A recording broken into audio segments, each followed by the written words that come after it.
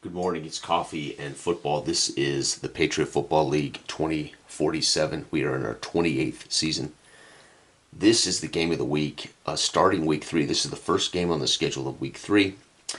So I was able to, over the last couple of days, bang through the first 2 weeks of the season. This is the start of the third week, and I have enough. I thought this game was worthy interest to record. For a couple of reasons. One, they're both solid teams, and two, they're both brand new owners. So we have Casey, the Indianapolis Capitals, traveling in week three to face the Carolina Devilfish, owned by Antoine. So these both are brand new owners who've just taken over the franchises. Indianapolis comes in here 2-0. Carolina is 1-1. Let's take a look. Indy in week one won 20-16. Thalmer had 2 sacks for the Indy defense. He leads the league with 3 sacks, does this defensive lineman of the Indianapolis Capitals. So he's a hell-bent to wreck offenses. They beat Fargo in Fargo 20-16. Carolina was at home, but Dallas came in on fire and beat them 28-24. King for Dallas threw 2 TD passes, but Buick, the stud quarterback of Carolina, threw 3 TD passes in a losing effort. In week two, Carolina won on the road in San Antonio in the Dome, 31-18. Buick had 2 touchdown passes, so Buick leads the league with touchdown passes. He has 5. Unfortunately, in my pregame warm-ups, weather is poor here in Carolina, and Buick is injured, so Buick will not get any stats for this upcoming game, and that actually is a -1 for Carolina. So unfortunately, 5 TD passes, but Buick's dinged up. The Carolina defense in the Alamo Dome gave up just 6 field goals. So they won 31-18. All 18 points were Kudrick field goals, which is kind of funny. So San Antonio could not get in the end zone. They were kicking field goals. And Omaha, on the road in Indianapolis, lost 17-10. Chappelle had a run touchdown for Indianapolis, and Thalmer recorded his 3rd sack on the season. Indianapolis suffered 2 sacks at the hand of McDowell and Omaha's great defense, but they won. So that brings us up today. Indy is 2-0. Carolina is 1-1. We are in poor weather. That was a -1 to both teams. I rolled pregame injuries. Carolina's quarterback is out for this game. That's another -1 for Carolina. But despite that, Carolina will have a +1 scoring today. Indianapolis a -2. That's how they rate out against each other's offense and defense. Poor weather is a knock on both, and then the injuries a knock. So Carolina would be +3 in this game, but weather and Buick brought Carolina down to a +1. Indy was a -1. Poor weather makes a -2.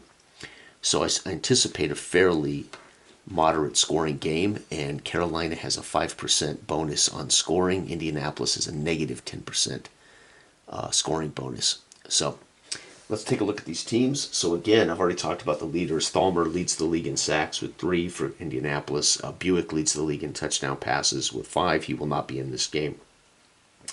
Bobby Leonard coaches the Capitals, and Doug Harrington, a run and shoot coach, coaches the Carolina Devilfish. Leonard is balanced coach. So let's go. Let's see if Indy can remain undefeated. This will be fascinating. Indy's going to get the first roll of the game, -2 from this roll. So Indy goes to work. -2 is 6 -2 is shut out in the first quarter. And they're shut out because of a field goal miss. Oh, so the Indianapolis in poor weather. Remember, I rolled weather pregame. It's poor weather. So you can see Polk. Polk missed a 28-yard field goal, missed a 28-yard field goal. Again, I can make narrative sense of that because of the weather. +1 to this for Carolina as they get the ball in the first quarter, and they're going to go 9 +1 is 10. They're going to score a field goal.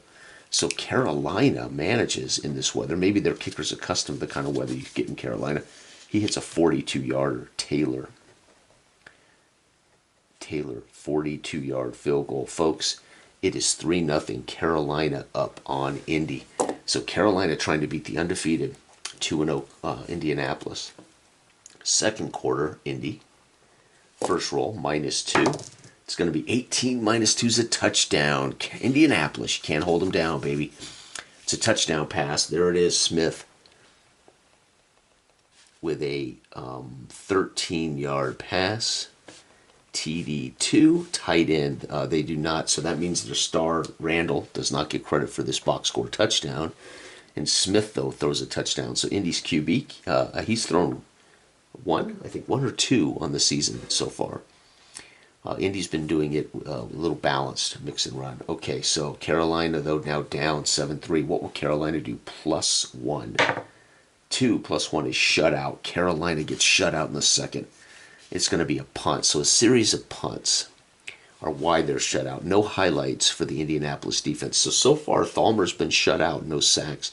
Indy's up 7-3 at halftime. Told you this would be moderate to low scoring thanks to the weather and thanks to injuries. All right, Carolina is going to start with a ball starting the third quarter. Add 1 to this. 16 is going to be a touchdown for Carolina. Carolina comes out after a halftime pep talk, and their backup QB, right, can't be Buick, throws an 11-yard pass TD to the tight end. And their PAT is good, and they take the lead back. And Indy now in the third, after the pep talk in the half locker room, is going to get a field goal. So Polk is going to get a field goal in this weather of 24 yards. My God, they kick a chip shot field goal from the 7-yard line. So that tells me they drove down there and had to settle for a field goal. But either way, it's Indy 10, Carolina 10. Fourth quarter, this is it, folks. We got us a tie ball game. Carolina with the first roll. They need to score something to force Indianapolis to score to tie or win. It's going to be 17 +1 is 18. That's a touchdown. Carolina's fans on their feet as the backup quarterback throws 2 touchdowns today. God, Buick would have 7. If Buick was not injured, he would easily be leading the league with 7. Quarterback, 14-yard pass to the fullback. And their star receiver has yet to catch a touchdown. Wow. But look at this passing game. So you got to give Carolina Devilfish coach Doug Harrington all the credit in the world as he's still getting touchdown passes out of this team, even with Buick on the bench. Indy, that's a touchdown. So Indy must score 7 to tie the game. And by the way, there are ties. We don't play overtime until playoffs. Can Indy, with a -2, tie the game? No, they're going to get shut out and lose their first game of the year. It's going to be a punt, and the pass was deflected by the defensive lineman Taggart. So they punt. But Taggart, so a great move. It would be a punt, and the reason for that is a batted pass at the line of scrimmage. Taggart with a pass batted, and that would have forced a punt sometime during the fourth quarter, which probably cost Indy the game. So Taggart gets a tick in the box scores for the Carolina defense finally showing up there. All right, so we get 7 from Carolina, nothing from Indy. Indy is going to score 10. Carolina 17. Indy goes to 2-1. Carolina climbs to 2-1. Folks, we got one hell of a season going already. Indianapolis on the short end of that. Poor weather against a better defense. Thalmer leads the league at 3 sacks, but today Thalmer is shut out. Buick could not be in the game to rack up these TD passes as a backup quarterback throws a TD pass to the tight end and to the fullback, which are unnamed players. I can sort of give them names, but the goal is to have captains that can be league leaders. So I don't track 53 players. Take me for the rest of my life to play these games. And there you go, folks. That was the first recorded game for the channel for our 2047 season in the PFL, the game of the week. Of course, I'm guessing this is going to be the game of the week based on the 2 teams. And I wanted to feature the 2 brand new owners in the first video.